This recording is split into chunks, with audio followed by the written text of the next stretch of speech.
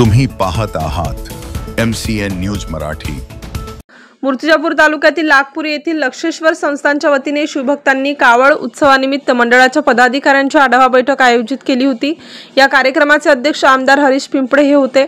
प्रशासनाच्या वतीने उपविभागीय अधिकारी संदीप आपार, दर्यापूरचे ठाणेदार वानखडे, ग्रामीण पोलीस स्टेशनचे ठाणेदार श्रीधर गुट्टे, शहर पोलीस स्टेशन ठाणेदार अजित जाधव, सार्वजनिक बांधकाम विभाग नवलकर, पत्रकार मंडळी, सामाजिक कार्यकर्ते, संस्थेचे अध्यक्ष राजेभाऊ दहापुते यावेळी अनेक मान्यवरांनी आपल्या प्रतिक्रिया व मनोगत व्यक्त केले। यावर्षी डीजेवर बंदी असल्यामुळे पारंपरिक वाद्य, सांप्रदायिक मंडळे, ढोल ताशे यांना कावड मंडळांनी आपल्या मिरवणुकीत वापर करावा असे आवाहन आमदार हरीश पिंपळे यांनी मंडळातील कार्यकर्त्यांना केले। कावड उत्सव हा हिंदू संस्कृती मोठा उत्सव म्हणून उदयाला आला आहे। कावड उत्सवाला कुठे गालबोट लागू नये म्हणून पोलीस प्रशासनात कडक सुरक्षा व्यवस्था करण्यात आली आहे। तसेच रस्त्यावर लाईटची व्यवस्था करण्यात येणार आहे। त्याचसोबत पूर्णा घाटावर लाईट व आपत्कालीन पथकाची व्यवस्था करण्यात आल्याची माहिती यावेळी प्रशासनाकडून देण्यात आली आहे। MCN न्यूज मराठी करिता धनराज सपकाळसह नरेंद्र वाढोणकर, मूर्तिजापूर।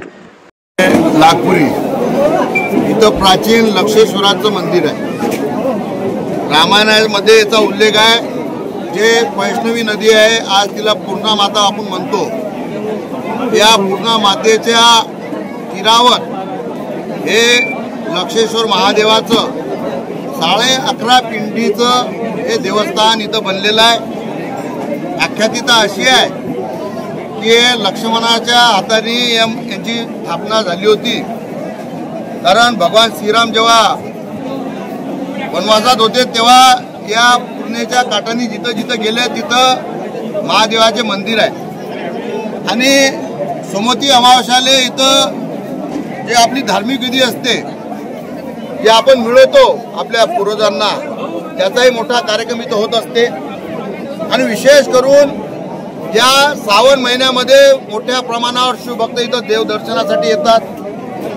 चौथ्या सोमवारी मूर्तिजापूर शहरामध्ये, दर्यापुरामध्ये, अंजनगावामध्ये, ग्रामीण भागामध्ये मोठ्या प्रमाणावर शिवभक्त इथं येतात।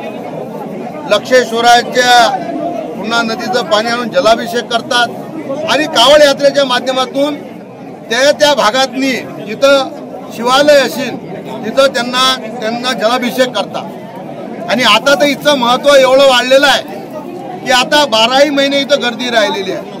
श्रावण महिना सोडूनही आता इथं लोक देवदर्शनाला येऊन राहिलेले आहे। इथं भागवत होते, यात्रा भरते। आणि आता तर दुसरा सोमवार आहे आजचा, आजही 10 कावड निघालेले आहेत।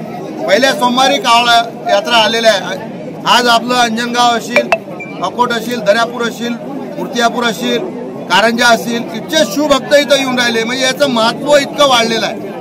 आणि इथं येणाऱ्या शिवभक्तांना सोयी झाल्या पाहिजे, तर त्यासाठी एक नियोजनाची बैठक इथं ठेवलेली आहे। शासन प्रशासन म्हणून शासनाचे अधिकारी, ADO साहेब इथं आलेले आहेत। सगळे सुरक्षेच्या दृष्टिकोनातून 3ही ठाणेदार इथं उपस्थित झालेले आहेत। रस्त्याच्या दृष्टिकोनातून इथं PWDचे अधिकारी राहिलेले आहेत। आरोग्याच्या दृष्टिकोनातून लागणाऱ्या सेवेसाठी आरोग्य अधिकारी इथं राहिलेले आहेत। विजेच्या संदर्भातले विजेचे MSCBचे अधिकारी इथं हजर राहिलेले आहेत। गावचे सरपंच, प्रतिष्ठित नागरिक इथं हजर राहिले आहेत। मोठ्या प्रमाणावर कावड यात्रेचे अध्यक्ष इथं उपस्थित झालेले आहे। पत्रकार मंडळी इथं उपस्थित झाले। येणाऱ्या भाविक भक्तांना सोयीच्या दृष्टिकोनातून काय उपाययोजना केली पाहिजे यासाठीची हे नियोजन बैठक होती। त्यामध्ये साधक बाधक चर्चा झालेली आहे। ज्या अडीअडचणी आहेत त्याच्यावर विस्ताराने चर्चा झालेली आहे। येणारी कावड यात्रा हे ऐतिहासिक झाली पाहिजे, सांस्कृतिक रित्या याचा कार्यक्रम झाला पाहिजे, धार्मिकरित्या यांचा कार्यक्रम झाला पाहिजे। या दृष्टीने आज आम्ही इथं मार्गदर्शन केलेलं आहे।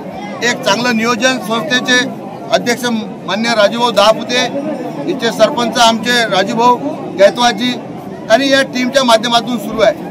मोठ्या प्रमाणावर 14 हप्त्यावर इथं अन्नदान केले जाते। 20 क्विंटलचं अन्नदान इथं होत असते।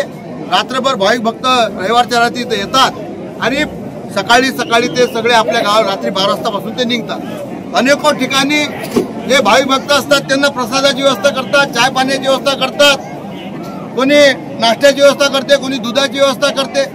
तर या सगळ्याच्या नियोजनाचं एक नियोजनबद्ध कार्यक्रम झाला पाहिजे, यासाठीची बैठक झालेली आहे। आणि या बैठकीचा खूप मोठा फायदा आम्हाला होणार आहे आणि याच्यातून येणाऱ्या भाविक भक्ताला कोणताही त्रास होणार नाही याचं नियोजन आम्ही केलेलं आहे। मागं आताच आपण आपल्या भाषणामध्ये बोलला, कुठेतरी लाडक्या बहिणींमुळे विकासाला कुठेतरी वेळ लागतो, काय नाही? महाराष्ट्र महान राष्ट्र म्हणजे महाराष्ट्र आहे. लाडक्या बहिणीला राखीची भेट म्हणून राज्याच्या मुख्यमंत्र्यांनी 1500 रुपये महिना लाडक्या बहिणी, कारण गोर गरीब लाडकी बहीण असते त्यांना ते देण्याचं काम राज्य शासनाच्या वतीनं झालेलं आहे. आणि आता केंद्राच्या वतीनं जो मोठ्या प्रमाणावर आपल्याला विकास निधी भेटणार आहे.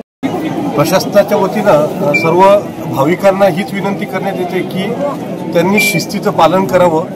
आपल्या उत्साहामुळे इतर दुसऱ्या कोणाही व्यक्तीला त्रास होणार नाही, कोणाच्याही दुसऱ्याच्या उत्साहामध्ये भंग पडणार नाही याची आपण दक्षता घ्यावी. आणि कायद्याच्या ज्या तरतुदी आहेत, मग ते ध्वनी प्रदूषणाच्या असतील, ट्रॅफिकच्या असतील, त्याचबरोबर इतर कुठलेही असतील, तर त्याबाबत आपण सर्वांनी सजग राहावं. कोणत्याही प्रकारे कायद्याच्या तरतुदींचा, कायदेशीर बाबींचा भंग करू नये. जर आपण असा कायदेशीर बाबींचा जर भंग केला तर नाईलाजास्तव आपल्या सर्वांवर फौजदारी कारवाई करावी लागेल.